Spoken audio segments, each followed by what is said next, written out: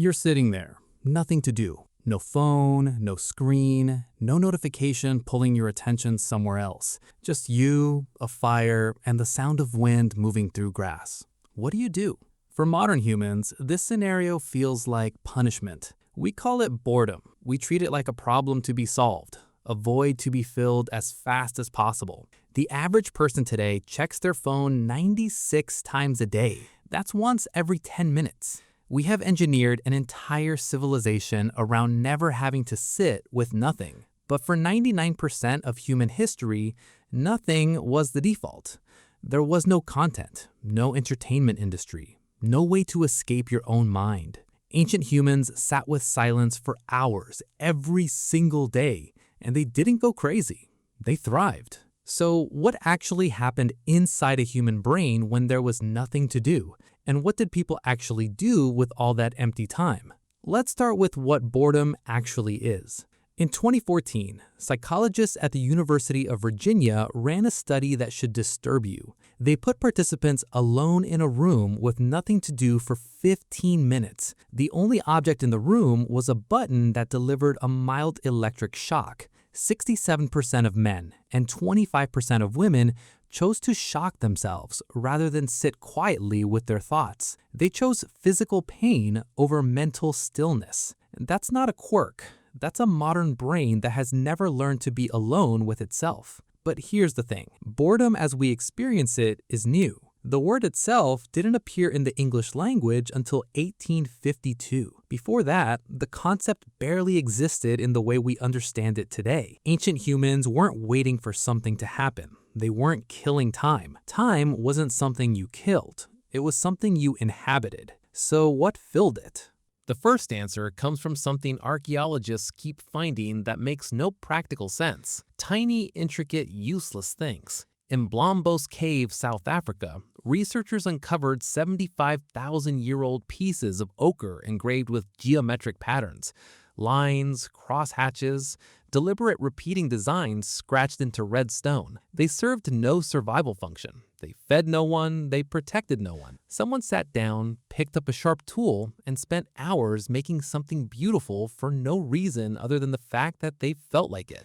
At Hohlfels Cave in Germany, archaeologists found a 40,000-year-old figurine carved from mammoth ivory. It's 2.4 inches tall.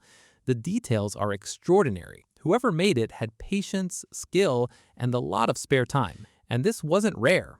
Across Europe and Africa, sites from this period are filled with carved figurines, decorated tools, and objects that required hours of focused, unhurried work. This is what ancient humans did when there was nothing urgent happening. They made things, not because they had to, because their hands needed something to do and their minds needed somewhere to go. But there's a second answer, and it's more surprising. They did nothing, deliberately. Anthropologist Marshall Salins spent years studying hunter-gatherer societies and described something he called the original affluent society. His argument was simple. These people weren't poor. They had everything they needed in about 15 to 20 hours of work per week. The rest of the time, they rested, not because they were lazy, because rest was the point.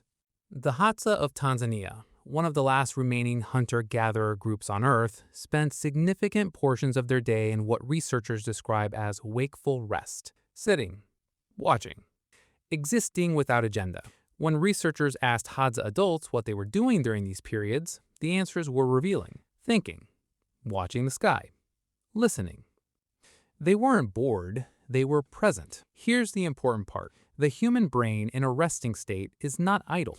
Neuroscientists call it the default mode network. When you stop focusing on a task, your brain activates a separate system that handles memory consolidation, creative thinking, self-reflection, and social processing. It's doing deep work, invisible work, the kind of work that only happens when you stop forcing your attention somewhere. Ancient humans were running their default mode networks for hours every day. Modern humans almost never do. We fill every gap with stimulation. We scroll while we wait. We listen to podcasts while we walk. We watch videos while we eat. We have eliminated every window of mental stillness from our lives, and we wonder why we feel foggy, anxious, and creatively empty. Now, let's talk about what happened in groups during downtime, because this is where something remarkable emerges. Anthropologist Polly Wiesner recorded hundreds of hours of conversation among the Juhwansi of southern Africa. During daylight hours, conversations were practical: who found tracks where, which plants were fruiting, disputes about fairness. But when the sun went down and the fire came up, everything shifted. Stories took over. People told stories about people who weren't there. They described events that happened far away. They invented scenarios that had never happened. They gossiped. They speculated. They created entire worlds with words around the fire and the dark. Wiesner argued this is where imagination was trained. Every night, ancient humans practiced building mental models of other people, other places, other times. They were exercising the exact cognitive muscles that would eventually produce language, planning, and culture. Boredom, it turns out, was the engine. There's also evidence that ancient humans played, not just children, adults. The archaeological record contains gaming pieces, dice-like objects, and what appear to be game boards dating back tens of thousands of years. Researchers found a game board carved into rock in Sri Lanka, dating to roughly 4,000 years ago, but the behavior almost certainly goes further back. Play is universal in mammals. Every species that has time left over after survival uses some of it to play.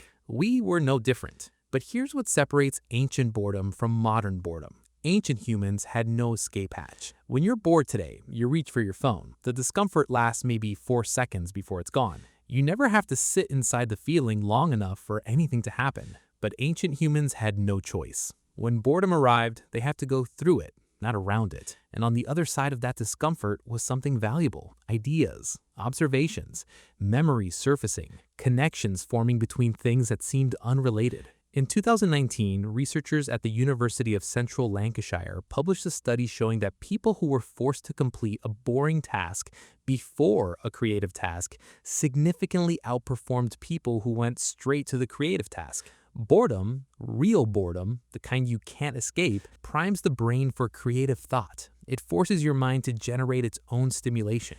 Ancient humans were living inside that state for hours every day. It wasn't a bug.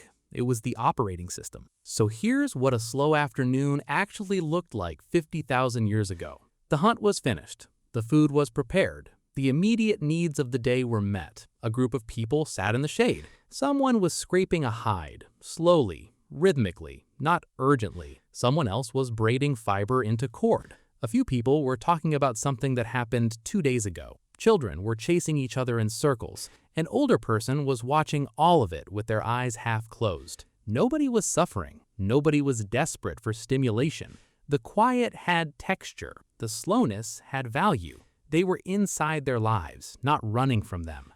Today, you have access to more entertainment than any human being in history. More music than you could listen to in 1,000 lifetimes. More stories than you could read in 10. More content than your brain could process in 100 years. And yet, boredom is at an all-time high. Studies consistently show that people in highly connected, high-stimulation environments report more boredom, not less.